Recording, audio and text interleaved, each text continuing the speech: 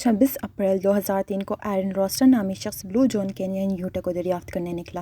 ایک تجربہ کار سیاح ہونے کے ناطے ایرن کو وہ درہ بھی دوسرے راستوں کی طرح ہی لگا جن سے وہ اچھی طرح واقف تھا، لیکن اس کا یہ خیال جلد ہی غلط ثابت ہو گیا جب قسمت کی ستم ظریفی سے اس کا پیر ایک ڈھیلے پتھر پر پڑا اور وہ سیدھا نیچے گر کر چٹانوں کے بیچوں بیچ پھنس گیا، آبادی سے 50 میل دور، تنہا۔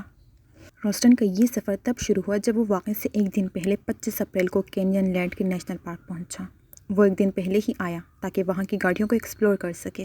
ان گاڑیوں کی گہرائی 30 میٹر تک اور چوڑائی 1 میٹر سے بھی کم تھی۔ وہاں آتے ہوئے اس نے کسی سے بھی ذکر نہیں کیا کہ وہ کہاں جا رہا ہے اور کب تک واپسی ہوگی، کیونکہ اس کے خیال میں اس کی ضرورت نہیں تھی۔ اس سے لگا وہ آسان ہائیک ہوگی اور ایک دن میں وہ واپس آ جائے گا۔ رات کو وہ اپنی گاڑی وہیں پارک کر کے سو گیا تاکہ وہ صبح جلدی اٹھ کر ہائیکنگ شروع کر سکے۔ دوسرے دن 9:15 کے قریب وہ بائسیکل پر بلو جون کینین کی جانب روانہ ہوا۔ وہ اپنے ساتھ بس چند گھنٹوں کا ہی کھانا اور پانی لے کر نکلا تھا، کیونکہ اسے توقع نہیں تھی کہ اس کا یہ مختصر سفر ایک طویل ٹرپ میں بدل جائے گا۔ وہ رات تک واپسی کا ارادہ رکھتا تھا۔ جب وہ کینین کے آغاز پر پہنچا تو اس نے اپنی بائسیکل لاک کی اور پیدل آگے بڑھنے لگا۔ 5 گھنٹے بعد 2:45 پر اس کی ہائیک یکدم بدل گئی۔ واک کے دوران اس کا پیر ایک کمزور چٹان پر پڑا اور وہ نیچے جا گرا۔ وہ صرف 2 فٹ نیچے گرا تھا، لیکن گرتے ہوئے اس کا بازو 800 پاؤنڈ وزنی چٹان اور دیوار کے بیچ پھنس گیا۔ روسٹن نے حواس باختہ ہو کر اپنا بازو آزاد کروانے کی بہت کوشش کی، لیکن ناکام رہا۔ اس نے خود کو پرسکون کیا اور اپنے آپشنز پر غور کرنے لگا۔ اول تو اس کے پاس مدد بلانے کے لیے کوئی ذریعہ نہیں تھا۔ وہ سطح سے 30 میٹر نیچے اور سڑک سے 20 میل کے فاصلے پر تھا، اور نہ ہی اس نے یہاں آنے سے پہلے کسی کو آگاہ کیا تھا۔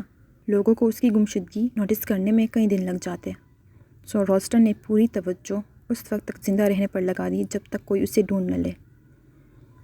دوسرا، وہ بہت کم خوراک لایا تھا، جو ایک پانی کی بوتل، 2 بوریٹوز اور کچھ کینڈی بارز پر مشتمل تھی۔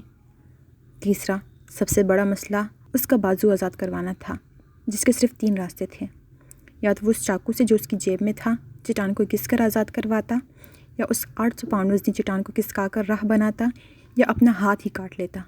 روسٹن ساری رات اس چھوٹے سے چاقو سے چٹان کھریدتا رہا۔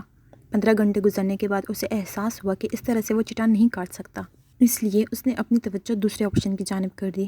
اب وہ جگہ بنانے کے لیے چٹان گھسکانے کے بارے میں سوچنے لگا۔ اس نے اپنے پاس موجود رسی کا استعمال کرتے ہوئے ایک میک شفٹ پلی سسٹم بنایا، لیکن صرف ایک ہاتھ کی طاقت سے 800 پاؤنڈ وزنی چٹان گھسکانا ممکن نہیں تھا۔ روسٹن کی جسمانی حالت بھی کمزور ہونے لگی تھی۔ ڈی ہائیڈریشن کی وجہ سے اس کا باڈی ٹیمپریچر نارمل نہیں رہا تھا۔ تبھی روسٹن کی امید دم توڑنے لگی۔ اس کے پاس خوراک ختم ہونے لگی تھی۔ وہ اپنے کیم کارڈر سے ویڈیوز ریکارڈ کر رہا تھا۔ اب روسٹن اپنے آخری آپشن پر غور کرنے لگا، یعنی اپنا ہاتھ کاٹ لینے کے بارے میں۔ کافی سوچ بچار کے بعد دوسرے دن روسٹن نے ہاتھ کاٹنے کے لیے درکار ضروری آلات کو سامنے رکھا۔ وہ 2 پاکٹ نائف میں سے ایک اٹھا کر اپنی سکن کاٹنے لگا، جس سے کہ اس نے کیم کارڈر سے بنائی گئی ویڈیو میں بتایا کہ اس طرح کرنے سے بمشکل ہی خون کا ایک آدھ قطرہ ہی نکل پایا تھا۔ تکلیف، درد اور پریشانی کی ایک اور سرد رات گزارنے کے بعد روسٹن نے سنجیدگی سے اپنا ہاتھ کاٹنے کا فیصلہ کیا۔ تب اسے احساس ہوا کہ چاقو ہڈی کو کاٹنے کے لیے ناکافی تھا۔ اس نے عمل روک دیا۔ روسٹن کے مطابق وہ دوسرے دن دوپہر کے بعد آفیشیلی مسنگ ہو جاتا، اور اسے لگ رہا تھا کہ جب تک کوئی اسے ڈھونڈ نہ لیتا وہ یہاں سے خود نہیں نکل پائے گا۔ بدھ کے روز روسٹن نے اپنے مرنے کے امکان کو ذہن میں رکھا اور اپنی فیملی اور دوستوں کے لیے الوداعی ویڈیو ریکارڈ کرنے لگا۔ روسٹن کا کہنا ہے کہ دن کے زیادہ تر حصے میں اسے واہمے ہوتے، اس کے خاندان کے افراد اور دوست اس کے سامنے کھڑے نظر آتے۔ اس نے اپنے مستقبل کے بچے کی جھلک بھی دیکھی۔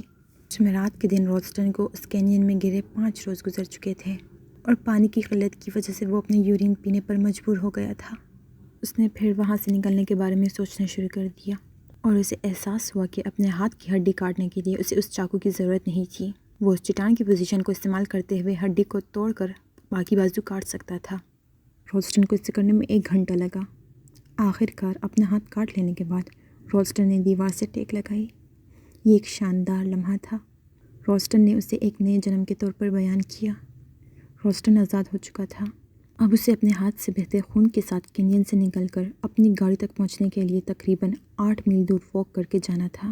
خود کو وہاں سے نکالتے ہوئے وہ 65 فٹ کی چٹان سے نیچے اترا اور 6 میل پیدل چل کر اس فیملی تک پہنچا جو وہاں ہائیکنگ کے لیے آئی تھی۔ انہوں نے انتظامیہ کو مطلع کیا جب طبی عملہ ہیلی کاپٹر کے ذریعے رالسٹن تک پہنچا تو اس کے ہاتھ کو کٹے 4 گھنٹے گزر چکے تھے۔ اگر وہ ذرا سی بھی دیر کر دیتے تو زیادہ خون بہنے کی وجہ سے رالسٹن کی جان چلی جاتی۔ اس بدترین تجربے کے بعد رالسٹن اپنی نارمل لائف گزار رہا ہے۔ وہ اب ایک موٹیویشنل اسپیکر اور انجینئر ہے۔ وہ between a rock and a hard place کے نام سے اپنی آٹو بایوگرافی بھی لکھ چکا ہے۔ اس کی کتاب دنیا بھر میں سراہی گئی اور بیسٹ سیلر بنی۔ اس پر 127 آورس کے نام سے ایک ہٹ فلم بھی بنائی گئی۔